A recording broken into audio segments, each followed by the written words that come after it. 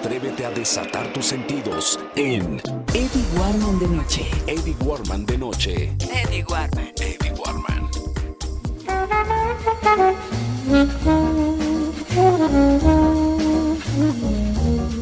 Muy buenas noches, soy Eddie Warman y estamos siempre en 88.9. Hoy hacemos este programa, como será toda la semana, programa especial desde Manila, en Filipinas.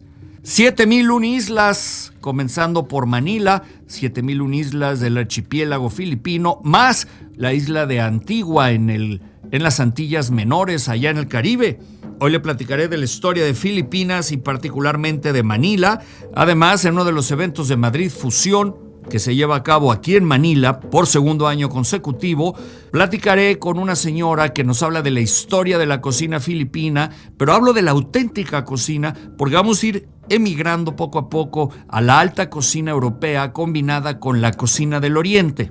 Hoy, Margarita Flores, tiene nombres muy parecidos a los de nosotros, estará con nosotros contándonos lo más rico y lo más importante de la cocina filipina. 7,001 islas desde Filipinas hasta las pequeñas Antillas, es decir, Antigua y Barbuda, parte o la ruta del galeón de China, de la nao de China que tanto nos hablaban en la escuela.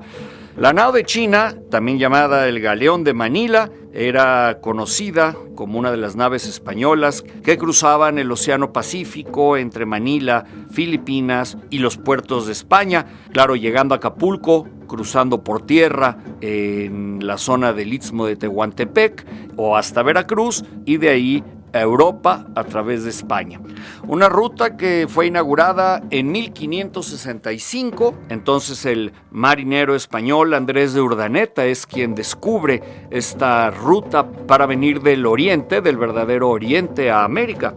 3 meses es lo que tardaba este trayecto, era llegar a Acapulco y de regreso a Manila, una de las rutas más comerciales e importantes de la historia, misma que funcionó hasta 1815, cuando la Guerra de Independencia ya no permitió que se dieran esos recorridos. Era un verdadero puente comercial entre Europa y Asia. La mercancía llegaba a las costas de Acapulco y en ocasiones hasta Manzanillo, y durante el trayecto los barcos se detenían en las Islas Marianas, de ahí a Taiwán, alcanzaban a abastecerse de agua y comida, y fue Urdaneta quien se dio cuenta que con las corrientes marinas podían llegar de Asia a América. No era una flota chica, eran más o menos 500 hombres, entre comerciantes, médicos, marineros, religiosos, carpinteros, cocineros, gente de mantenimiento, y los que se encargaban de cuidar a los animales que estaban en las bodegas, porque claro, transportaban animales que eran llevados de un continente al otro. Imagínense todo lo que se llevó de México a Europa, de Europa a México, entre ellos el cerdo, de México a Asia, subían desde Manila hasta las costas de Japón, encontraban la corriente para el litoral de California y bajarían hasta la bahía de Acapulco. Esa misma corriente, por cierto, fue la que usó la marca Citizen hace muchos años, eran unos 50 años, cuando probaron el primer reloj submarino resistente al agua que colgaron, amarraron aproximadamente 1,000 relojes a unas barcazas o a unas boyas y las dejaron flotar hasta que llegaran a América.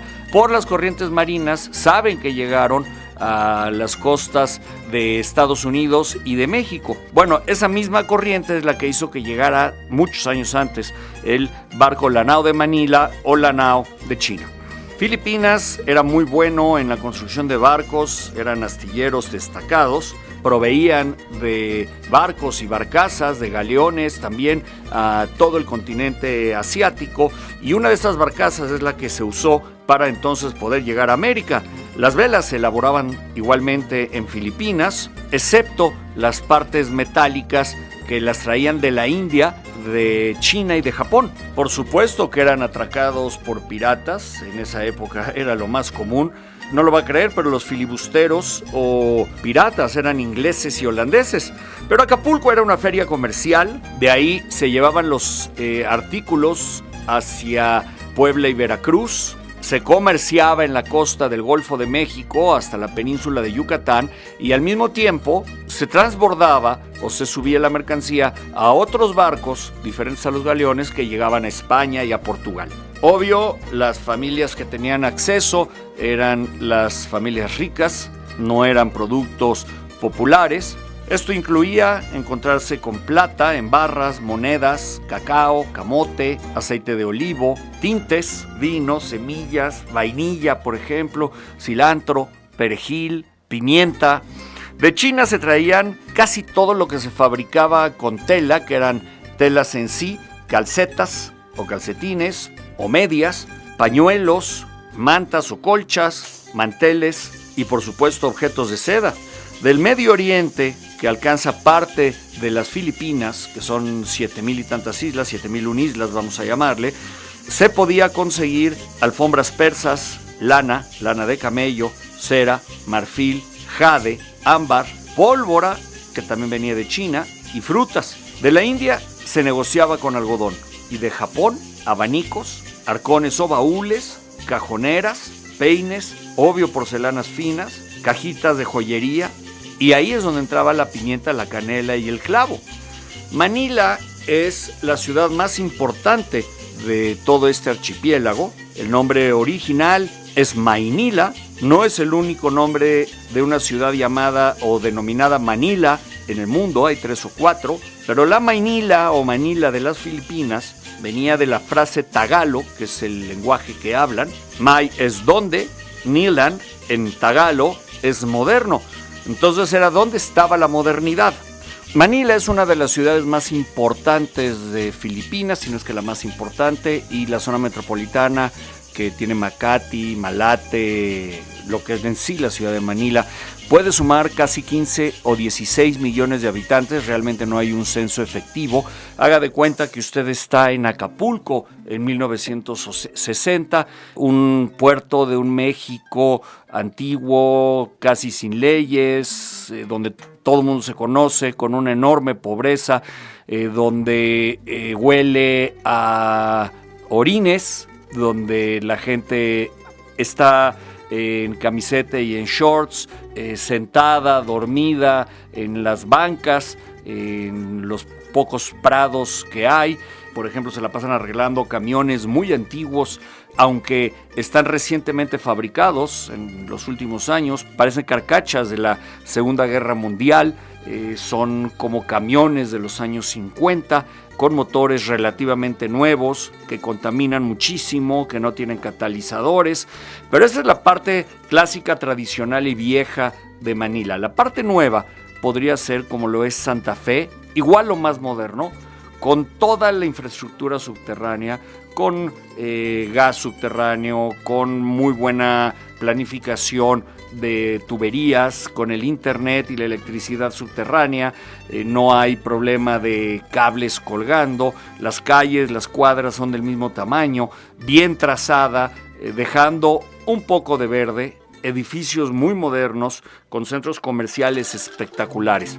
El viejo Manila, el que le digo que se parece al puerto de Acapulco o al viejo puerto de Veracruz, es un desorden, el tráfico no respeta ninguna señal, es el caos en pleno, se meten en sentido contrario, hay miles de motitos que echan humo y van 2 o 3 personas en estas minimotos, obvio sin casco, obvio sin protección.